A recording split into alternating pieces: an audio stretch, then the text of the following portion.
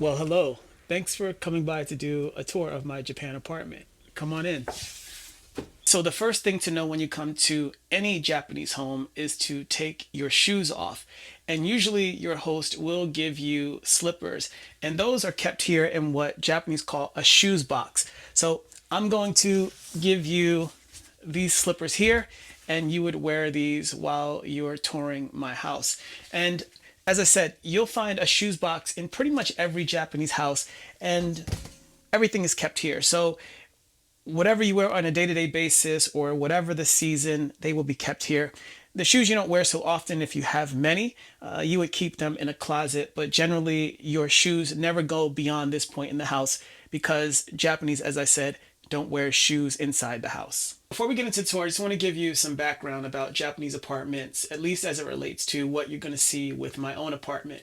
My apartment is an average to just above average setup, and the reason being is this is a fairly newer build. This apartment is roughly 7 to 8 years old, so it has some amenities and conveniences that you don't see in most Japanese apartments, and I'll show you what that's all about. Now, the first thing is this is obviously the foyer area. I've got my coats here. I've got this storage cabinet above here that I can put some things in. And then, as I talked about, the shoes box. And then this is also typical for a Japanese house as well to have this little sort of shelf for keys and mail and what have you. So this is my setup here. Now, the other thing to understand about Japanese apartments is that they have designations, and what those designations are called are really sort of L, D, and K. And so L stands for living room, D stands for dining room, K stands for kitchen. So you can have a 1K, which is a basic room. You'd have your kitchen and your room and nothing more. You have a 1 LDK, which includes your living room, dining room, and kitchen, and then 2 LDK, 3 LDK, and so on. And what the 2 means or the 3 means is the number of rooms in the house. So this apartment, in terms of what I'm talking about here, will be a reference, but it is obviously not a complete representation of the type of houses you can get in Japan. Now, the thing to understand is if you're moving to Japan, this is also a reference of what you might expect, and that could be either on the high end or the low end.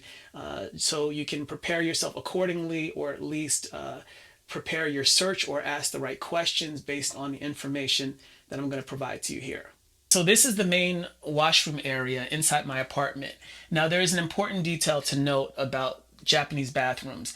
Typically, in every Japanese house and apartment, the toilet area is kept separate from the main washroom area.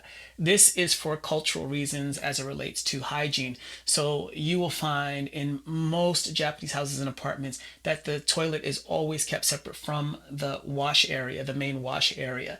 Now, there are some exceptions. A particularly small apartment or an apartment with some unusual construction where you might find the toilet residing in the same area as the main washroom, but generally I would say in the majority, the high majority of Japanese bathrooms, the toilet will always be kept separate. Now, one of the things that's very key here is I've got this washing machine behind me, and I'll get into that. But typically in an apartment, and this is for Americans specifically, Japanese houses don't come with appliances, even if you're renting. You will make the necessary arrangements for your own appliances. So if you're coming to Japan, be prepared for that. Make sure that you budget for that. You can buy the appliances new, and some of them are quite inexpensive. Or if you're looking for something at an even more affordable price point, there are secondhand shops that do sell washing machine units. So that's a very important detail, is that you don't bring or you don't get your own appliances in the majority of Japanese apartments. So while we're on the subject of the laundry unit, one of the things to note also is that Japanese houses don't include a separate washer and separate dryer. Usually you'll find most houses have a washing machine only. Most Japanese will dry their laundry outside of the house on a drying rack, and each house is equipped with its own integrated sort of drying poles or drying posts, so that you can either hang a rod out there or a laundry rack. a lot like this one. This one is my small one right here, pardon the noise, but I use this to hang small laundry. The other thing to keep in mind is that your washing machine, if you really insist on a dryer, you can buy combo units that have both integrated washing and drying functions. That's what this unit is here, but that's obviously going to cost you more money. The performance may vary in terms of its drying effectiveness, but this one does pretty well here. So again, if you're looking to move to a Japanese house or apartment, be prepared to dry your laundry outside. But if it's a must, depending on either weather conditions or the type of garments you have, you would want to consider a integrated washer dryer combo unit. But what you have here, you've got your vanity with some organization and your understorage, which is typical of most bathrooms. Again, this apartment being newer construction, I think it's much more fresh looking and has many more conveniences than my first apartment did. So I like this quite a lot. And then you've got your separate shower area, shower and bath area. And the nice thing is that you have, at least in the more modern houses, the electronic control panel where you can set the water temperature. It will actually run the bath water to a set capacity based on the actual capacity of the bathtub. So that's quite neat. And I've timed it. It will fill the tub within 10 minutes. And when you drain the tub will drain within 3 minutes. Now the drain is not electronically controlled, but the water fill is controlled. So this is very typical of Japanese apartments. And then another thing too is that you'll see, if you're ever looking at Japanese houses, there's usually a little vault or some kind of little cutout in the floor. And you'll find it, sometimes in the kitchen or sometimes in the bathroom. That little vault or cutout is for underfloor storage, and that's quite handy as well. I've been mentioning storage inside Japanese houses, on and on since the beginning of this video, and that's really huge here. So in my underfloor, I've got Christmas decorations under there, and then suitcases and also items that I don't use frequently. So let's say product boxes that I want to hold on to for items that I've purchased. So hugely convenient to have a place to put these things away. Now, the floor, you pretty much have the entirety of the house to use as underfloor storage if you're willing to crawl under there. But I think for sort of, within 1.5 square meters. That's what I'm using roughly to store my items. I think that's more than sufficient for what I have here. Now, the reason why this exists is one, easy access to plumbing, and number two, for seismic purposes. Japan is an earthquake prone country, and so typically the way the houses are constructed is that they're sort of raised off of the foundation a bit for seismic purposes. So that's a nice feature to have and a nice detail to note about Japanese houses. So here we are in my kitchen, and this is probably my most favorite part of my apartment. And the reason being is that it's just a nice modern kitchen, and it's a huge upgrade compared to my kitchen in my first apartment during my first year in Japan. That kitchen just wasn't very nice. Now, one of the big highlights for me is this electric induction stove. I just really like having all electric appliances. Now, you'll notice that there is no oven in this kitchen. So in the typical Japanese house or apartment, there is no oven. It's just not that common. It does have a fish fryer, but it's just not useful. I tried using it once to make something other than fish, and it ended in disaster. I burnt the food. I've never used the fish fryer since. Now, I do want an oven, but the biggest thing is that I am really challenged for space, one, in this apartment, and two, in this kitchen. So I'm lucky to have this 60 centimeter table, which allows me to sit down and enjoy a meal. But if I tried to add anything else at this point, let's say an oven, it would just make it impossible to move about this kitchen. So this is the setup that I have here. And I do have my microwave here. It's probably an 18-liter microwave, so I could replace the microwave with the oven, but it's just not something that's been on my radar. So I would like to have more variety of the type of food that I could cook. So let's say, food that you want to roast, like chicken or beef, for example, or even being able to bake something. I can't do that with the current setup here. As you can see, there's plenty of storage in this kitchen. It's adequate but not ideal. And I will get into that. Not everything can find a place or its proper place in this apartment. And so I will get into that into another video as to actually how that has really had a serious impact on me. But it is what it is. And so, yeah, this is what you have in a Japanese kitchen. Now, some Japanese houses or apartments, I should say, will have what's called a hot plate, and it runs off of gas, and so there will be a gas line that's sort of sticking out right here. Right, sort of an area of the induction stove, and then you would connect that to, sort of the hot plate. You could have electric hot plates as well, or you can have the gas stove, like a standalone unit that would go in place of this right here. Now, this would typically be cut out so that the sort of stove top is about the level of where this induction stove is. So just something to note when you are looking for a Japanese apartment is that there are some older apartments that still have that style of stove. And so if you're looking for something sort of maybe less kind of, I don't know, basic, make sure you keep an eye out for that. Now, you can buy new gas stovetops at the local appliance stores. They are still available because the way many Japanese houses are set up. But if that's not your thing, that's something to keep an eye out for when you're looking for your apartment. As I mentioned earlier, Japanese apartments typically don't come with appliances, and so that's the case here. So I bought my own refrigerator and my own microwave. And as I mentioned with the bathroom, you can buy them either brand new from the local appliance store, or there are secondhand shops that sell used appliances as well. Admittedly, I bought these appliances when I first got here to Japan nearly 6 years ago. I bought them from a secondhand shop. They were very clean. They were also reasonably priced. I think I paid maybe $120 for the refrigerator and maybe something like $40 for the microwave. And they've been reliable for me. Obviously, I hope that continues, but I'm at the point now where I'm ready to upgrade both appliances. So this is my living room. So as you can see, there's a lot going on in here.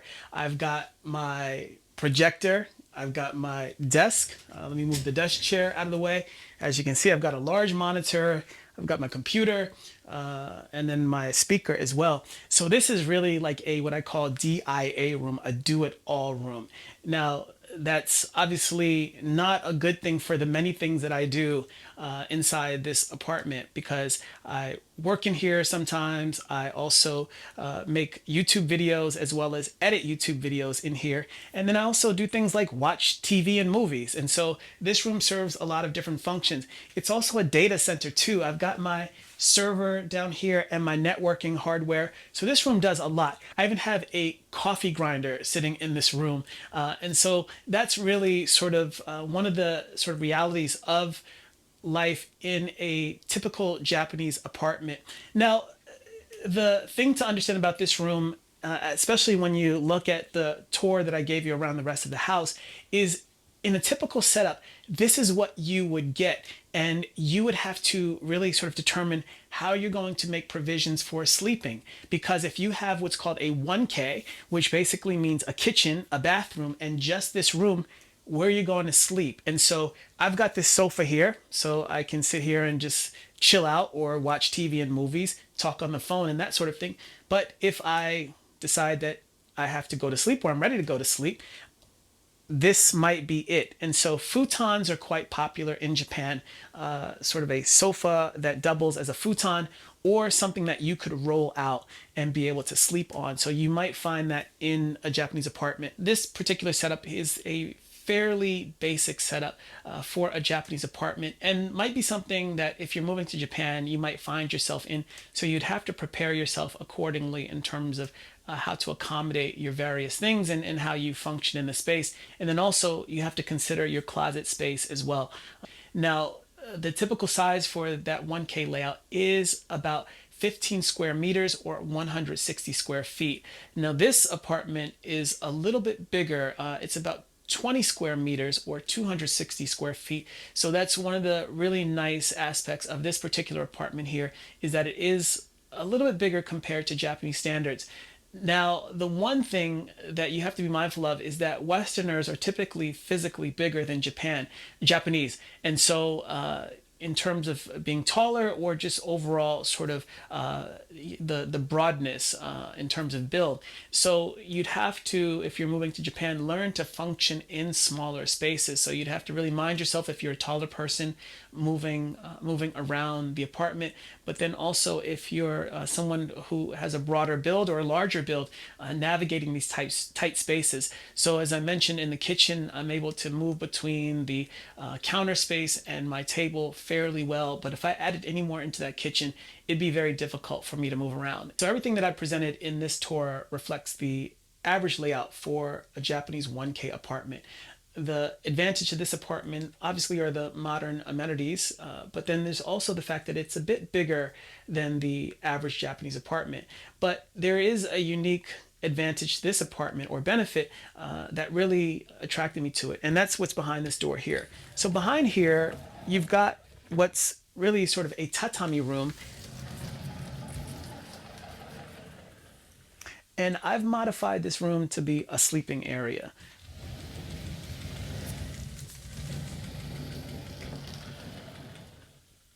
So this room is roughly 150 centimeters wide. It's just big enough to accommodate a 140 centimeter wide mattress or a full-size mattress. So in many Japanese homes, you will find a tatami room, and it's very much decorated in the tradition or in a traditional Japanese style. So there will be tatami mats on the floor, and many people, they will, either have their family gatherings there or they'll use it for a sleeping area. And what that means is you have the tatami, and then they will roll out a futon and sleep on that. But here I've put a mattress in, and this was really one of the things that was very important to me, was to have a dedicated sleeping area. There's no way I could function in a 1K apartment. One, in terms of just overall functional space, but then two, where does everything go? And so this room has really been one of the biggest highlights for me as it relates to this particular apartment here.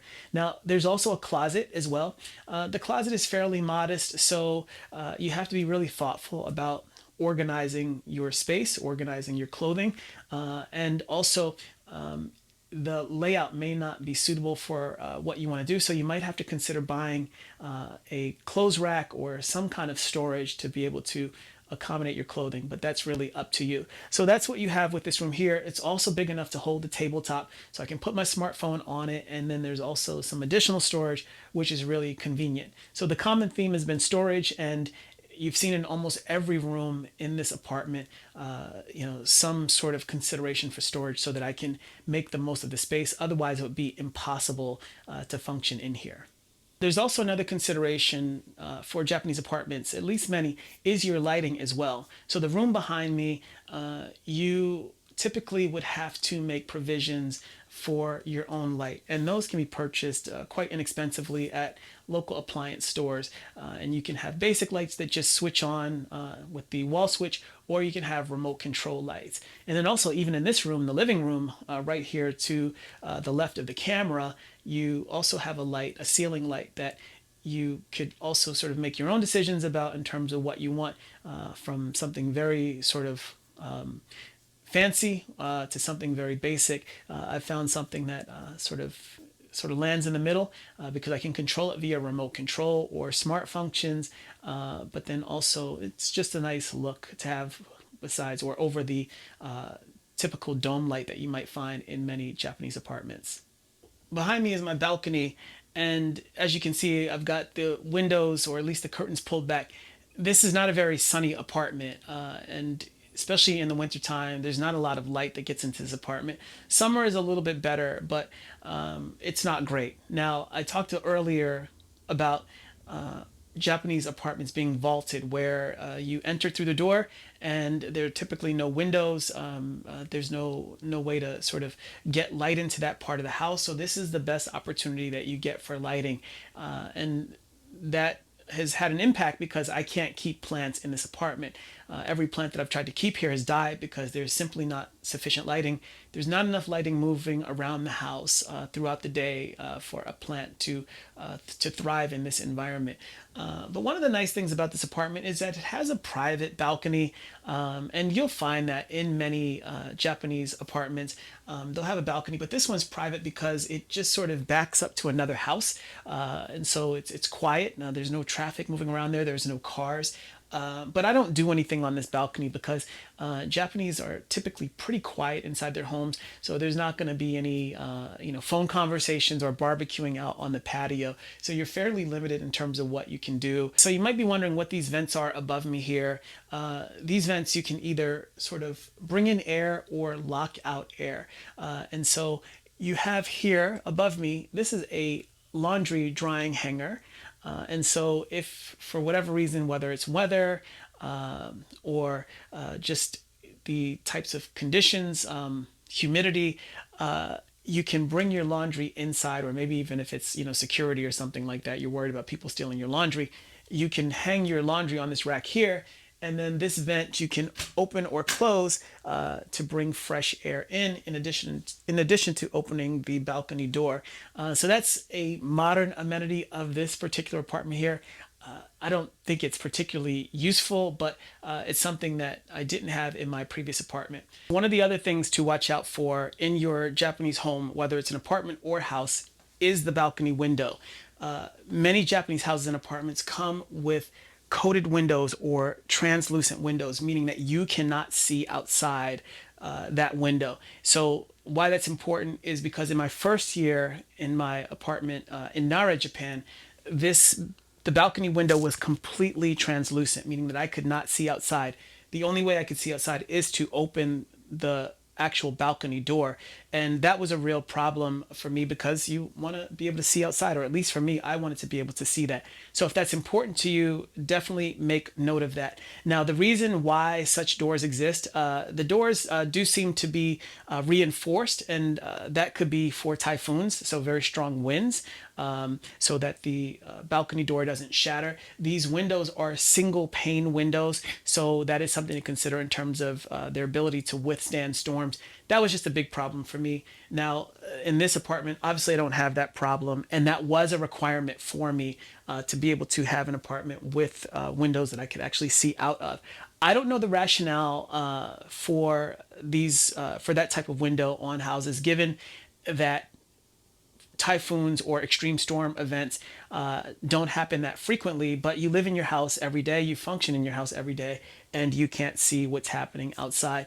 So this is something that, again, exists on both Japanese houses and apartments. So if being able to see outside is important to you, make sure you note that if you're looking for a home. So what this apartment does have that is an alternative solution to that sort of translucent reinforced window is sort of this pull down shutter. And that shutter is something that you would open your balcony door, and then you pull the shutter down, and that shutter would cover the length of the entire balcony window. So as you can see, this is what it looks like here when it is pulled down. Now it serves two purposes. Obviously, it offers protection during storms, but the other thing too is that it does offer some insulation from cold weather and hot weather. So that's sort of the Japanese solution to sort of the lack of insulation inside many Japanese houses and apartments, because as I mentioned at the beginning of the video, these apartments and houses are notoriously inefficient. So this is what you have here. I do use this shutter during the winter months because I want to save on my electricity bill, and so given that the days are short, I don't have a problem pulling this down to sort of keep the cold weather outside. And then in the morning, you just raise it back up. So it's debatable how useful that is. I think that just sort of building apartments and houses with efficiency in mind is a better solution than having those translucent windows or having this pull down shutter. obviously that shutter can get stuck or it can break, and that's a whole other set of issues. So you'll notice that the street that my apartment is on is unpaved, and that's really something that's quite annoying to me, but there is a reason for that. This is considered by the city of Osaka as a private street, or at least this local ward here. And so, in order for the street to be paved, all of the residents on the street have to agree to pave the street, and they also have to contribute to payment in order, or the funding to pave this street here. So you have this apartment unit, which includes 4 units, and then you have a second building that has several units, and most of the individuals who live there are elderly, and then there are a couple of families that live on the street, and then also an elderly person who lives on the end of the street in what really looks like a house that is kind of falling into sort of a state of disrepair, which is called an akiya here in Japan. So, given sort of the profile of the residents on this street, it's unlikely that these individuals will come together to decide on paving this particular street here. So there is the gravel, and there are the rocks on the street, unfortunately. And it is a very nice street. It's a quiet street, but it's just unfortunate that it's not paved. It's large enough to accommodate smaller vehicles. You're not going to have any through traffic coming through here, so that's probably one of the reasons why there's been no push to actually pave this street here. But again, it's just a nice street. It's an attractive street, and it's unfortunate that it's not paved because it is literally the only street, at least within a half-kilometer radius, that is unpaved. I've not in my sort of meandering around this neighborhood found any other street that looks like this one here. So you've gotten the full tour of my Japanese apartment. So hopefully this has given you a sense of the living environment of a Japanese apartment, or at least what to expect if you are moving to Japan. Now, I consider this apartment above average, as I said earlier. So you've seen a little bit of the good, the bad, and a bit of the interesting as well. Now, obviously from this layout you can see that I really need more space in terms of my work area, living area, and then obviously production area. But I'm not so quick to give up this apartment because it's a fairly modern apartment, and I've seen lots of Japanese apartments and houses, and I'm just not impressed. So I'm not in such a hurry to give this apartment up. This apartment is also run entirely off of electricity, which I like a lot, which many Japanese apartments still are not. So that's the other consideration as well. Also, location is a big factor. This apartment is really conveniently located to one of Osaka's main business, shopping, and entertainment hubs, as well as transportation hubs, and that's Osaka Umeda. And I'm also not far away from Namba, so I can get to Umeda in about 20 minutes and Namba in about 35 minutes. And it's also a nice area as well. People here are very friendly. There's a park nearby, and people have been pretty welcoming to me. They talk to me in the park, and so I really like that aspect of being in this area. And it's also a quiet area as well. Many elderly, and then also small families with young children. So I like a lot of things about this area. But there are some other considerations as well. This apartment isn't very efficient, so I mentioned that it's about 225 square feet or 25 square meters, and the power bill during sort of the peak of the winter or peak of the summer can be about $200 a month, which is quite expensive for an apartment of this size.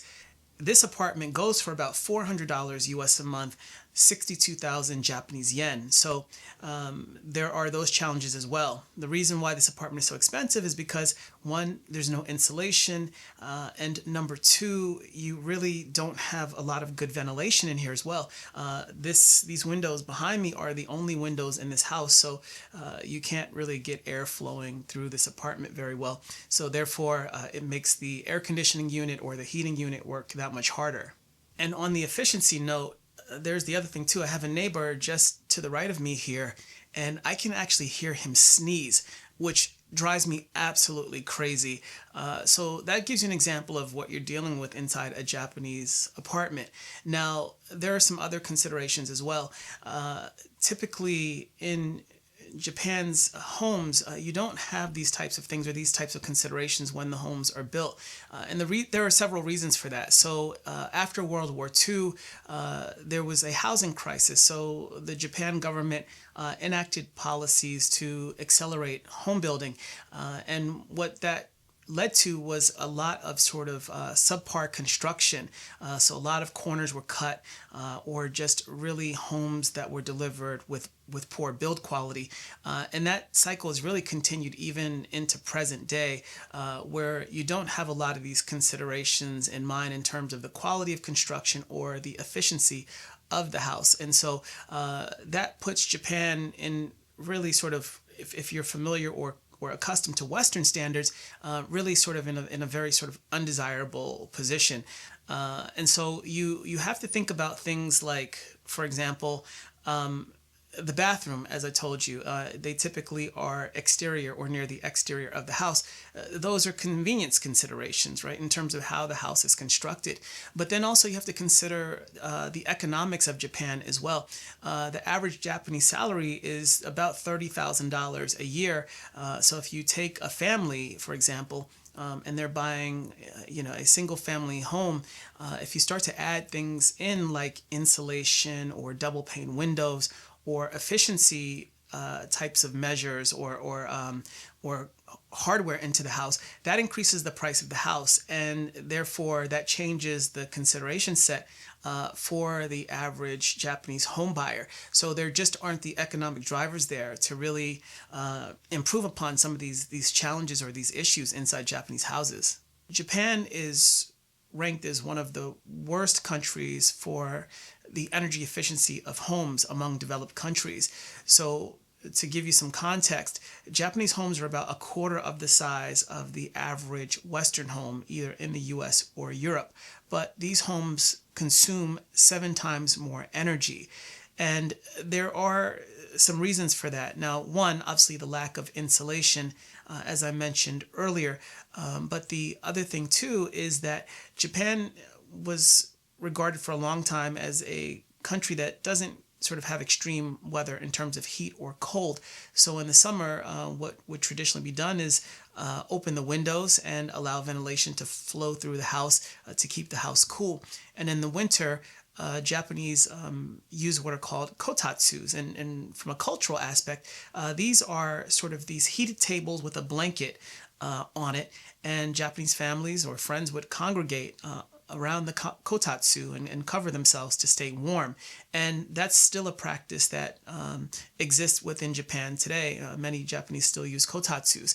And those devices, appliances, use lots of energy. And then there are those who still use kerosene heaters. So this is the situation that you have in terms of energy efficiency and consumption inside Japanese houses. So going back to insulation inside Japanese houses, which I've talked about quite a bit, the situation in Japan is that roughly 10 to 30% of Japanese homes nationwide have insulation in them. Now, realistically, that number is probably somewhere in the middle or even lower. So let's say 20% or below of Japanese houses across the country have insulation in them.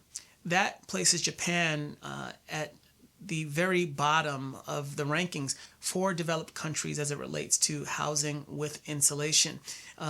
So this is the situation that you have in terms of the living environment for Japanese houses. So you often hear about how inexpensive Japanese houses are, and there are many Westerners who are attracted to Japan for the housing market.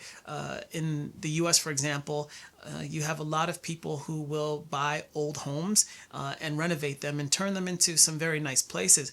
That doesn't quite work here in Japan because the Japanese often prefer newer homes. And the way the homes are built here is that they are pretty much disposable. They have about a 15 to 25 year lifespan, and then the homes are demolished. The reason being is because of advances in seismic technology to make the houses more resilient against earthquakes. So if you have designs on buying an inexpensive house in Japan and renovating it, you should really research it more carefully because it could be quite a financial undertaking to be able to do that with little return. Japanese houses are not regarded as assets the way they are in the US. So there are just some fundamental challenges with houses or housing in Japan in terms of the efficiency and the quality. Now, there are some good Japanese home builders who build some very high quality homes, but many Japanese home builders still have some strides to make in terms of the construction standards and even adopting construction technology. So there are these types of things that are real sort of challenges for Japan in terms of improving the conditions of houses. Now, the Japan government is trying to address some of these situations. So, for example, Tokyo is mandating, I believe, beginning this year, that all new home construction must include solar panels. So that helps the sort of energy generation aspect for a Japanese house where you're not relying on the utility companies. But putting renewable energy on the house will only get you so far if the house itself is not efficient. So, for example, if it does not have insulation, or if it does not have the types of appliances, or even sort of the types of windows, let's say double pane insulated windows, really solar is not going to help that much, because you're just wasting some of that energy on the house just being fundamentally inefficient. So those are some things that really have to be addressed. And then also the government is, or the Japan government has offered some incentives for renovations of houses to be more efficient, and obviously incentivizing home builders to build more efficient homes.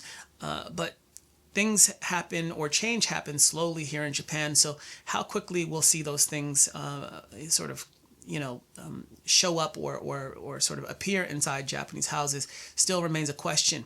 Now, as it relates to me, the other thing is also the economics.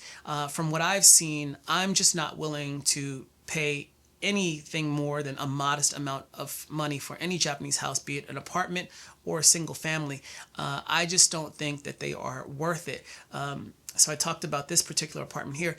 My ceiling would be about $600 a month for any Japanese house, because I just simply feel like a lot of it is throwing money away, either in terms of the quality of the house or the efficiency of the house. So that puts me in a real sort of difficult situation in terms of what I will do in terms of a future house here in Japan. But it's something that, hopefully will improve, and very quickly, because again, I need a bigger space. So that's what we have for Japanese houses. This is not sort of everything as it relates to housing in Japan.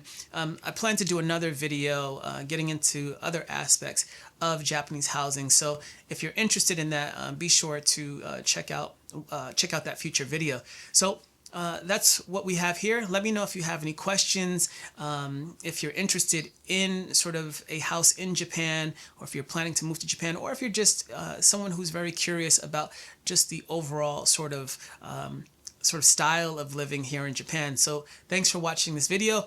Thanks for the tour, and I'll see you in the next video soon. Yoroshiku onegai shimasu.